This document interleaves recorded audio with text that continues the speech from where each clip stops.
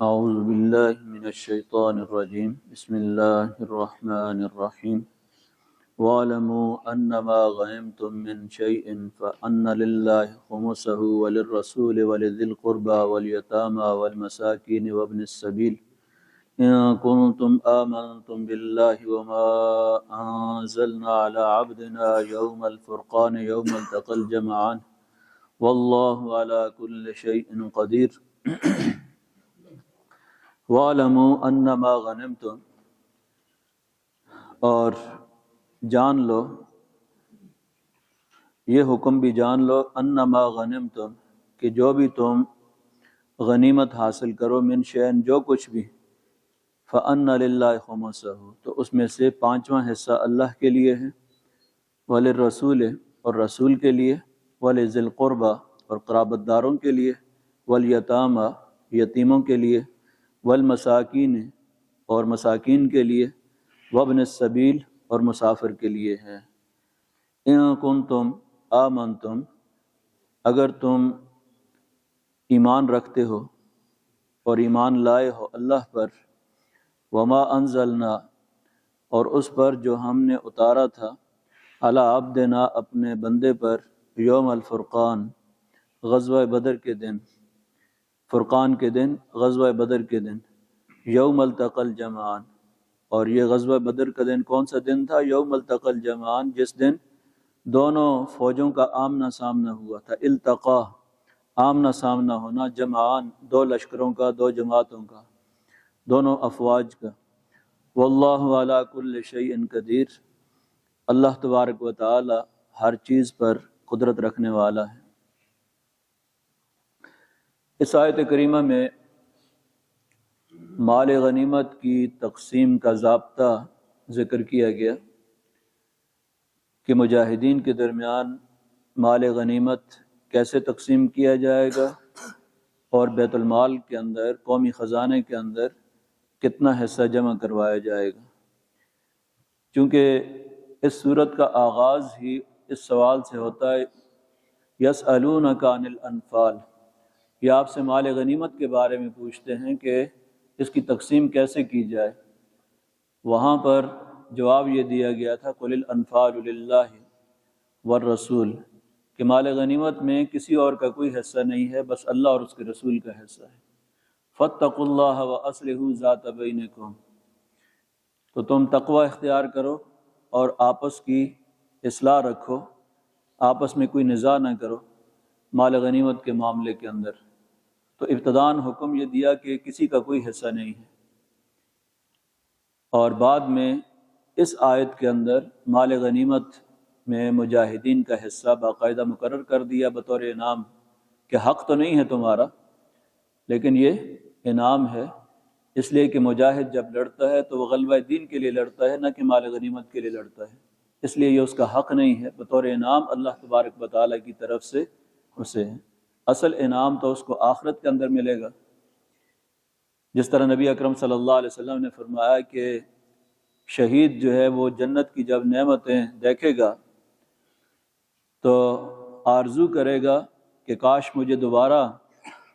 زمین کی طرف، دنیا کی طرف لوٹا دیا جائے اور میں بار بار شہید ہوں، بار بار اللہ تعالیٰ کے راستے کے اندر قتل کیا جاؤں۔ تو یہ وہ اس کی آرزو ہوگی کہ جب وہ نعمتیں، اللہ تعالیٰ کی طرف سے انعامات، اور جو اللہ تعالیٰ کی طرف سے اس کو صلہ ملے گا، اسے دیکھ کر وہ جتنا خوش ہوگا، اس خوشی کی وجہ سے وہ اس بات کا اظہار کرے گا۔ تو مال غنیمت جو ہے یہ اس کی کوئی اجرت نہیں ہے، اور نہ اس کی کوئی مزدوری ہے، اور نہ مال غنیمت کے لیے مجاہد لڑتا ہے، بلکہ وہ اللہ تعالیٰ کے دین کے غلبے کے لیے لڑتا ہے۔ یہ اللہ تعالیٰ نے بطور انعام دیا۔ اور سابقہ قوموں کے اندر نبی صلی اللہ علیہ وسلم نے فرمایا کہ مال غنیمت حلال نہیں تھا۔ احلت لی الغنائم، یہ نبی صلی اللہ علیہ وسلم اور آپ کی امت کی خصوصیت ہے کہ آپ کے لیے اس کو حلال کر دیا گیا، اور نہ صرف حلال کیا گیا بلکہ فرمایا کہ اطیب الاموال، سب سے پاکیزہ ترین جو مال ہے وہ مال غنیمت کا ہے۔ اس کی وجہ یہ بیان کی گئی ہے کہ یہ اس کو اللہ کا حق، اللہ کی ملکیت قرار دیا گیا، اور اللہ تعالیٰ کی ملکیت سے براہ راست بندے کی ملکیت میں مجاہد کی ملکیت کے اندر آ جاتا ہے، جبکہ زکوٰۃ جو ہوتی ہے اس کو اوساخ الناس، لوگوں کا میل کچیل قرار دیا جاتا ہے، وہ انسانوں کے ہاتھوں سے آتی ہے، انسانوں کا میل کچیل بھی اس کے اندر ہوتا ہے، انسانوں کی ملکیت سے آتی ہے، گو کہ ہر چیز کا حقیقی مالک تو اللہ تعالیٰ ہی ہے، لیکن اس کو براہ راست وہ مال جو کہ کفار سے لیا جاتا ہے، اور مال غنیمت اس مال کو کہا جاتا ہے جو کہ دوران جنگ دشمن پر فتح پانے کے بعد جو مال لیا جاتا ہے اس سے، وہ مال جو ہے وہ مال غنیمت ہے۔ اور اگر صلح کے نتیجے میں دشمن سے جو مال حاصل ہوتا ہے اس کو مال فے کہتے ہیں، اس کا ذکر سورہ الحشر کے اندر کیا گیا ہے، اس کی تقسیم کا الگ ضابطہ ہے۔ تو یہاں مال غنیمت کے بارے میں فرمایا کہ فَأَنَّ لِلَّهِ خُمُسَهُ، ان میں سب سے پہلے تو یہ ہے کہ اس میں سے خمس نکالا جائے گا، 4 حصے مجاہدین کے ہیں اور 5واں خمس ہے۔ لیکن یہاں یہ بات ذہن میں رکھنی چاہیے کہ یہ ان مجاہدین کے لیے ہے جو مجاہدین رضاکارانہ طور پر جہاد کے اندر شریک ہوتے ہیں، جن کی باقاعدہ کوئی تنخواہ نہیں ہوتی ہے۔ جس طرح نبی صلی اللہ علیہ وسلم کے دور کے اندر جس وقت جہاد کا اعلان ہوتا تھا تو رضاکار اکٹھے ہو جاتے تھے، اور جہاں ضرورت ہوتی تھی نبی صلی اللہ علیہ وسلم مجاہدین کا دستہ وہاں پہ بھیج دیتے تھے، اور جو مال غنیمت ہوتا تھا پھر ان کے اندر ایک حصہ بیت المال کے اندر اور 4 حصے مجاہدین کے درمیان تقسیم کر دیے جاتے تھے۔ چونکہ باقاعدہ کوئی تنخواہ نہیں ہوتی تھی، اب تمام علماء کا اتفاق ہے اس بات پر کہ موجودہ جو فوج ہوتی ہے جس کا سارا خرچہ جو ہے وہ بیت المال سے کیا جاتا ہے، سال بھر خرچہ اس کا بیت المال سے ہوتا ہے، کبھی کبھار کوئی جنگ کی نوبت آتی ہے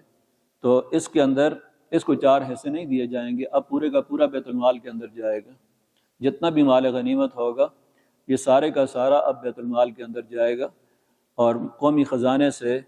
حضرت عمر رضی اللہ عنہ کے دور سے یہ سلسلہ شروع ہوا۔ حضرت عمر رضی اللہ عنہ نے فوج کی باقاعدہ تنخواہیں مقرر کی تھی اپنے دور کے اندر، بصرہ، کوفہ، یہ کینٹ اسٹیشن تھے بڑے بڑے، یہ علاقے جب فتح ہوئے تو حضرت عمر رضی اللہ عنہ نے کہا کہ اب ضرورت اس بات کی ہے کہ جو جو علاقے فتح ہوئے ہیں یہاں شورشیں برپا نہ ہوں اور دوبارہ لوگ جو ہیں وہ سر نہ اٹھائیں، تو اس کے لیے مستقل افواج کا تعین کیا۔ وَاعْلَمُوا أَنَّمَا غَنِمْتُم مِّن شَيْءٍ فَأَنَّ لِلَّهِ خُمُسَهُ، تو اس کا 5واں حصہ اللہ کے لیے ہے۔ اب اللہ تبارک و تعالیٰ تو بے نیاز ہے، اللہ تعالیٰ کو تو مال غنیمت کی ضرورت نہیں ہے، تو بطور تبرک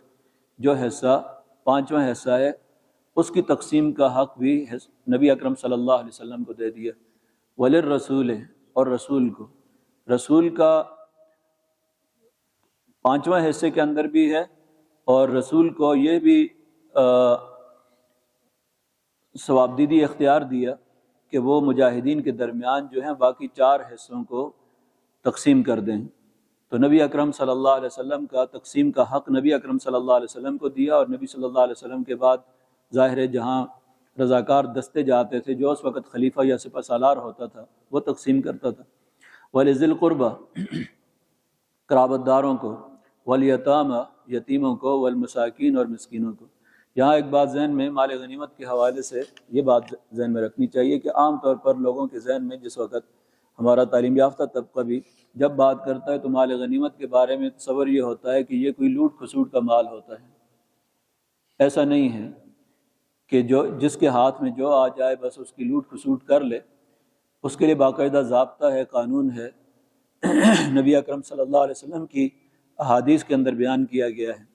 نبی صلی اللہ علیہ وسلم نے فرمایا کہ اس کے اندر 5واں حصہ جو ہے وہ بیت المال کے اندر جمع کرنا ہوگا، لیکن ابتداً سارے کا سارا مال جو ہے جو امیر ہے اس کے پاس اکٹھا کرنا ہوگا۔ اور یہاں تک فرمایا کہ عد الخیط والمخیط، کہ ایک داغا اور ایک سوئی بھی اگر آپ کو ملتی ہے میدان جہاد کے اندر تو اسے بھی لا کر جمع کر دو۔ اور پھر فرمایا کہ فَإِنَّ الْغُلُولَ لَا تَغْلُوا فَإِنَّ الْغُلُولَ عَارٌ وَنَارٌ، مال غنیمت کے اندر آپ نے کسی قسم کی کوئی خیانت نہیں کرنی ہے، اس لیے کہ مال غنیمت کے اندر خیانت جو ہے عارن، یہ باعث سے شرمندگی بھی ہوگی قیامت کے دن، و نارن، اور جہنم میں جانے کا ذریعہ بنیں گی۔ تو یہ سخت تاکید تھی نبی صلی اللہ علیہ وسلم کی۔ یہی وجہ ہے کہ جب بھی جہاد کے اندر اس طرح مال غنیمت ہوتا تھا، صحابہ اکرام سارے کا سارا لا کر ایک جگہ ڈھیر کر دیتے تھے، بلکہ کیسر و کسریٰ کے خزانے جس وقت مسلمانوں کے ہاتھ میں آئے ہیں تو وہاں سپہ سالار نے جو فہرست تیار کی تھی اور اونٹوں پہ لاد کے جو سامان مدینہ منورہ کے اندر لایا گیا تھا، کہا جاتا ہے کہ ایک سوئی کا فرق نہیں تھا۔ لوگوں نے اتنی امانت اور دیانت کے ساتھ جو ہے وہ مال مدینہ منورہ کے اندر پہنچایا کہ کسی ایک سوئی کا بھی فرق نہیں تھا۔ تو یہ نبی صلی اللہ علیہ وسلم نے جو امانت اور دیانت ان چیزوں کے اندر سکھائی تھی، تربیت فرمائی تھی، اس کا نتیجہ تھا۔ تو پانچواں حصہ جو مال غنیمت کا بیت المال کے اندر ہوگا، اس میں نبی صلی اللہ علیہ وسلم کا حصہ مقرر کیا گیا، کیونکہ آپ نے اپنی زندگی وقف کی ہوئی تھی دین کے لیے۔ تو آپ کا پانچواں حصہ کہ آپ اپنی ضروریات میں اپنی ازواج مطہرات اور اہل بیت اور اپنے قرابت دار جو ہیں ان پر، وَلِذِی الْقُرْبَى، اور جو قرابت دار ہیں، خاندان نبوت کے جو افراد ہیں ان کو آپ دے سکتے ہیں، ان میں سے پانچویں حصے میں سے، وَالْیَتَامَى، اور یتیموں کو۔ یتیم کوئی بھی ہو سکتا ہے، اس کا تعلق قرابت دار نبی صلی اللہ علیہ وسلم کے خاندان کے لوگوں کے ساتھ نہیں ہے، اجنبی کوئی بھی یتیم۔ والمساکین، اور مسکین جو بھی ہے بیت المال میں سے پانچویں حصے میں سے اس پر خرچ کیا جائے۔ وابن السبیل، اور جو مسافر ہیں، ضرورت مند ہیں۔ تو یہ مصارف ذکر کر دیے کہ ان میں سے جس مصرف پر بھی پانچواں حصہ خرچ کیا جائے گا تو درست ہے۔ ان کنتم آمنتم باللہ، اگر تم ایمان لائے ہو اللہ پر، یعنی ایمان باللہ کا تقاضا یہ ہے کہ اللہ کے بتائے ہوئے قانون اور ضابطے کے مطابق تقسیم کیا جائے، اس میں کوئی کمی بیشی نہ کی جائے۔ وما انزلنا علی عبدنا یوم الفرقان، اور اس پر جو کہ ہم نے اتاری ہے، وہ مدد جو اللہ تعالیٰ نے اتاری تھی اپنے بندے پر، اپنے بندے کو اللہ تعالیٰ نے اپنی نصرت جو عطا فرمائی تھی یوم الفرقان، فرقان والے دن، غزوہ بدر کے دن، یوم التقى الجمعان، جس دن دونوں لشکروں کا آمنا سامنا ہوا تھا۔ اللہ تبارک و تعالیٰ نے اس مدد کا بھی یہاں پر ذکر کیا کہ یہ تو اللہ تعالیٰ کی خصوصی مدد تھی۔ واللہ علی کل شیء قدیر، اللہ تبارک و تعالیٰ ہر چیز پر قدرت رکھنے والا ہے۔ الحمدللہ رب العالمین، والصلاۃ والسلام علی